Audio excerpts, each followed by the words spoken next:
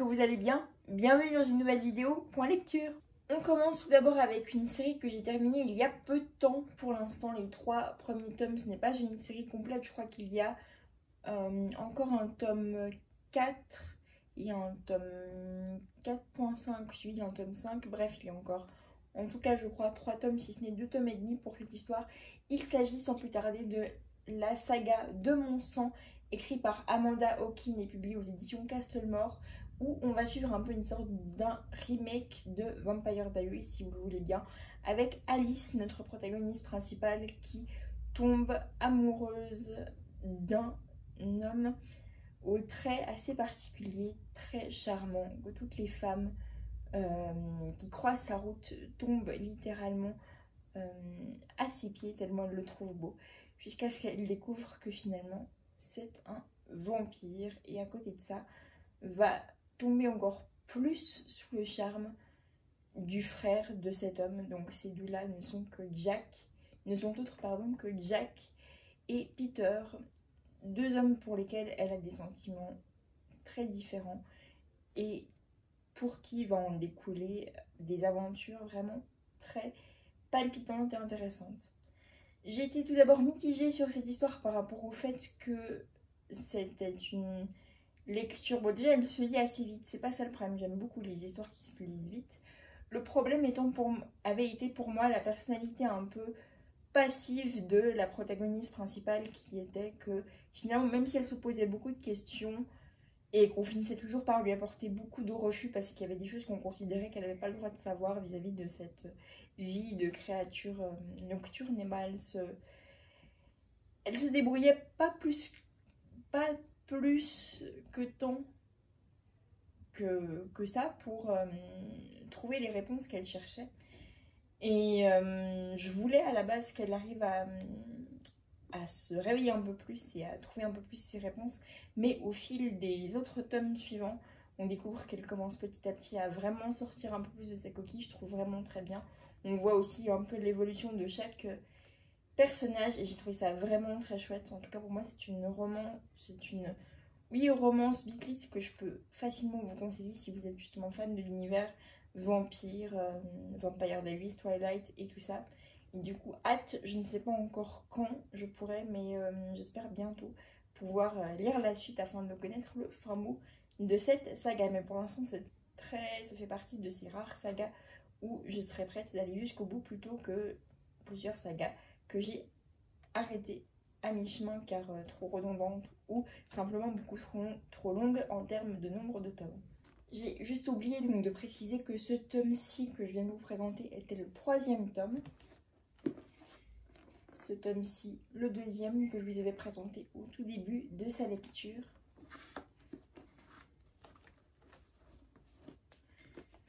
Et enfin, le tome 1 que je vous avais également présenté dans une autre vidéo. Et on poursuit avec un livre qui est énormément passé sur les différentes chaînes et réseaux sociaux. Il s'agit de Aurora Squad, le premier tome écrit par Jay Kristoff et Amy Kaufman, publié aux éditions Casterman. Je ne vais pas forcément vous en faire un gros résumé, justement, tellement de fois il est passé sur différentes chaînes. Tout ce que je peux en dire, c'est que c'est un escadron de différentes jeunes personnes au caractère bien trempé qui vont se lancer dans une aventure pour sauver le monde. On est en l'an 2380 ou 80 si vous êtes vos doigts, où justement ce chef d'escadron, bon, je vous fais quand même grosso modo le résumé parce qu'il y a peut-être des gens d'entre vous qui ne l'ont pas encore vu et lu. On va donc retrouver un chef d'escadron qui est sur le point donc de passer je sais pas comment on peut dire ça, une cérémonie un peu pour fêter son diplôme de chef d'escadron, ouais, je sais même plus comment on dit ça, et tellement il en est stressé qu'il part faire un tour justement dans l'espace avec son vaisseau pour se vider la tête, mais il va tomber sur un endroit où sont retenus des tas de corps cryogénisés, et cela depuis bien quelques siècles, et va tout faire pour sauver une jeune fille qui s'avère être beaucoup plus particulière qu'on ne le pensait tous. Mon avis sur cette histoire, c'est assez mitigé. C'est vrai que je l'ai lu longtemps après tout ce qu'on a pu en dire sur les plateformes, réseaux sociaux et tout ça. Et je m'attendais à quelque chose... Quand j'entendais que c'était quelque chose qui pouvait se lire facilement pour les personnes qui voudraient se lancer dans la science-fiction ou qui voudraient un truc pas prise de tête, c'est vrai. C'est vrai qu'il y a des côtés pas prise de tête, les personnages sont très drôles, j'aime particulièrement le personnage de Kat, qui est donc la pilote du vaisseau, qui a un caractère bien trempé, un humour bien elle, enfin chaque personnage à sa manière sont attachants les uns les autres. Par contre, c'est vrai qu'en termes techniques de ce qu'il y a dans le vaisseau, de ce qui se passe simplement dans l'univers, de la raison même finalement concrète de leur mission, les différentes organisations qui sont à la poursuite de ce vaisseau, parce qu'il bah, évidemment, s'il se créait pas quelques petits problèmes au sein de l'espace, il n'y aurait pas cette histoire. Mais bref, ce que je veux dire par là, c'est que il y a beaucoup d'informations, beaucoup de personnes en même temps à prendre en compte. C'est un roman choral, donc chaque chapitre correspond à un personnage qui raconte son propre point de vue de l'aventure.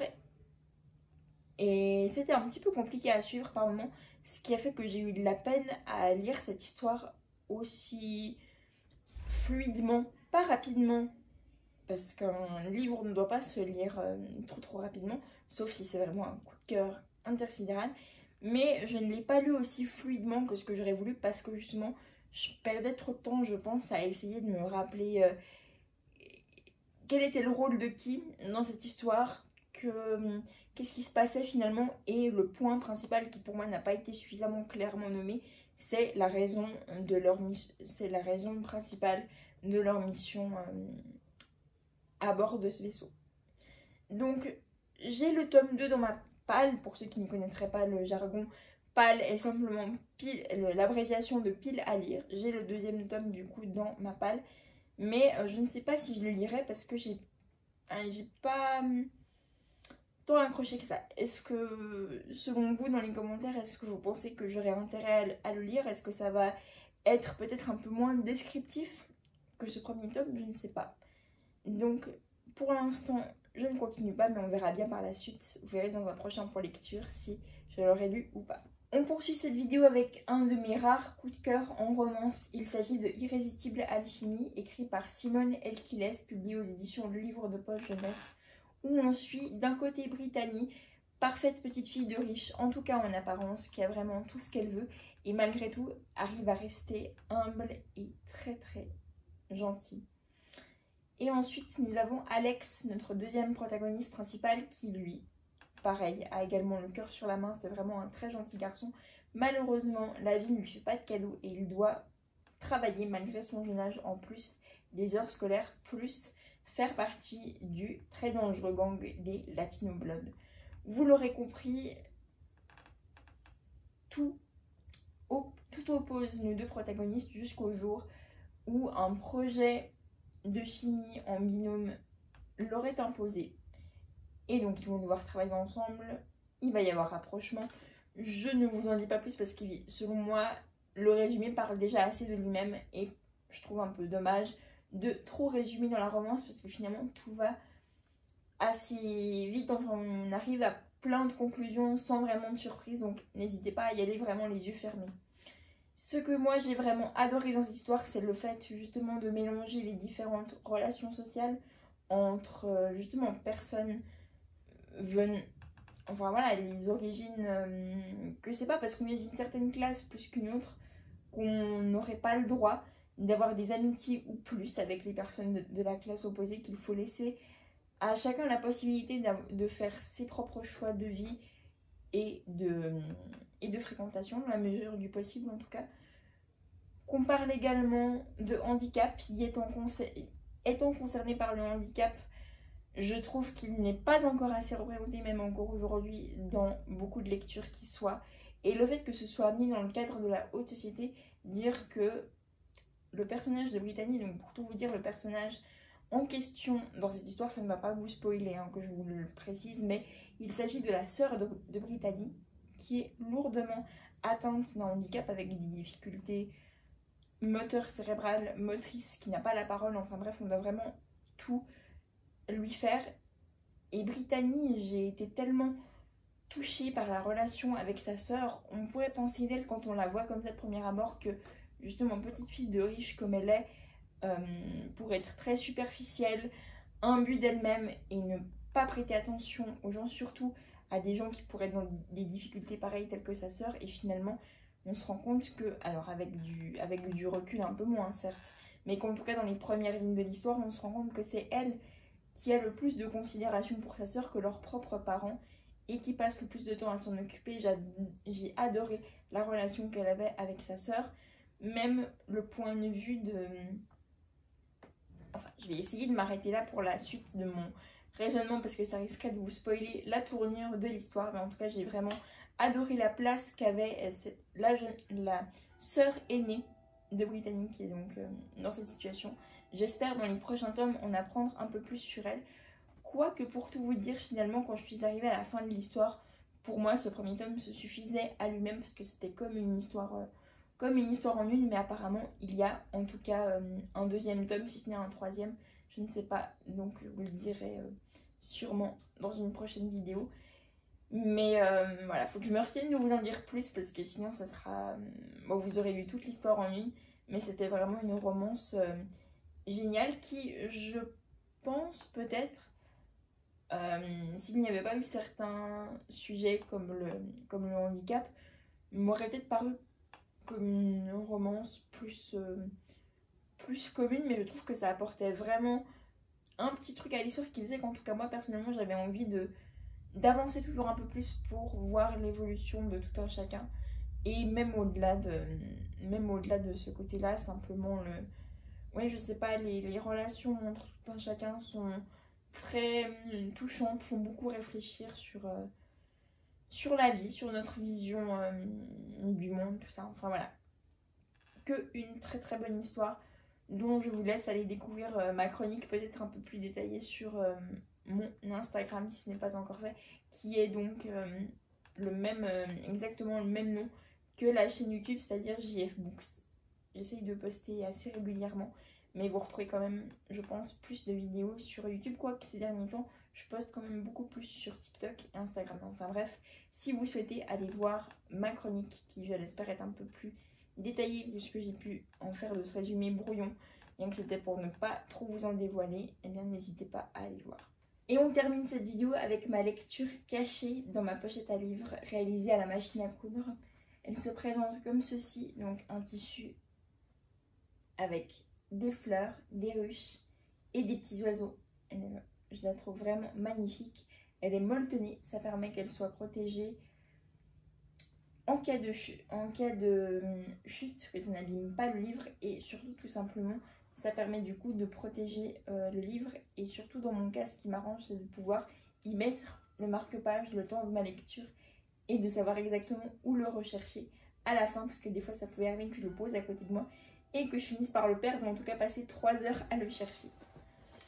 Sans plus tarder, je vous montre la fameuse lecture qui se trouvait à l'intérieur. Il s'agit du premier tome de la saga Le Joyau, écrit par Amy Ewing, publié aux éditions de la collection R. Il s'agit de l'éditrice qui a participé à la saga La Sélection. Dans cette histoire, on va suivre le personnage de Violette Lasting, qui est, depuis un certain jeune âge, je ne sais pas vraiment préciser à partir de quel âge, mais est à partir d'un moment assez jeune dans sa vie, est littéralement arrachée à sa famille afin d'être conditionnée, entraînée à devenir mère porteuse pour le royaume de la cité solitaire qui n'est autre que le Joyau. Et elle va donc être amenée à une vente aux enchères. Son prénom va être totalement effacé, remplacé par un simple numéro de lot, qui est dans son cas le lot 197, et à travers ce numéro va donc être choisi par une famille complètement au hasard pour devenir la mère porteuse de ces derniers et devenir complètement leur jouet, bref, à la merci de ces gens sans avoir plus aucun choix ni contrôle sur sa vie. J'essaie de m'arrêter là pour le résumer. En tout cas, je l'ai commencé ce matin. J'en suis déjà au chapitre 5 et j'adore cette histoire. Ce mélange justement de complots, parce que même si les complots ne sont pas encore arrivés, je les sens venir à des kilomètres à la ronde. Dans un décor de royauté, de trahison, où tout est plus brillant et beau à chaque fois. Et que finalement, ce n'est pas du tout ce qui définit de premier abord notre personnage principal, qu'on voit bien que ce n'était pas du tout le destin qu'elle aurait choisi. Elle a peur, mais elle y va. J'adore son caractère. Elle est très humaine, se pose en même temps les bonnes questions, tente de faire au mieux pour s'intégrer dans ce moule, garder la tête haute malgré les moments difficiles. Et j'ai vraiment hâte de connaître la suite et savoir ce qui va en découler de sa personnalité, du reste de ses aventures. Pour l'instant, on est vraiment encore au tout début de l'histoire, donc il faut que je me retienne de vouloir trop vous en dire si même moi, je ne sais pas ce qui va se passer. Mais bref, pour l'instant, ça s'annonce un nouveau coup de cœur pile à la suite de Irrésistible Alchimie. Donc plutôt, ouais, 2022, je pense, ça a l'air plutôt pas mal en termes de lecture jusqu'à présent. Donc je ne manquerai pas de vous en reparler. C'est la fin de cette vidéo, j'espère qu'elle vous a plu. Merci beaucoup de l'avoir regardée. Je vous dis à très bientôt pour de nouvelles aventures. Et d'ici là, prenez soin de vous. Ciao!